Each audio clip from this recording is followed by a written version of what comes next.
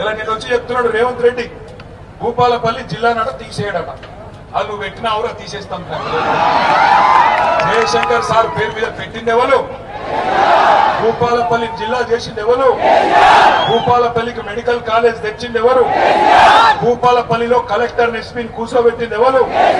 భూపాలపల్లిలో 1000 double bedroom ఇల్లు కట్టింది ఎవరు? సింగరేణి క్వార్టర్లు కట్టింది ఎవరు? 19,000 విరాసత్ ఉద్యోగాలు ఇచ్చింది ఎవరు? సింగరేణికి న్యాయం చేసింది ఎవరు? మరి పొట్టోడు పీకిందేమో 2 నెలలు. దానికన్నా ఇంకా పెద్ద పోజులు కొట్టుకుంటూ వచ్చి నేను తీసేయ్యా. నేను అడుగుతున్నా, తీసేస్తే ఊరుకుందందుకు భూపాలపల్లిలో అమాయకం కొడుతున్నారే. ఈపు చింతపండు అవుతుందని తెలుసు నీకు. ఇలా నేను వచ్చి చెప్తున్నాడు రేవంత్ రెడ్డి భూపాలపల్లి జిల్లా నట తీసేయడట. అది నువ్వు పెట్టిన అవరా తీసేస్తాం. జయశంకర్ సార్ పేరు మీద పెట్టింది ఎవరు?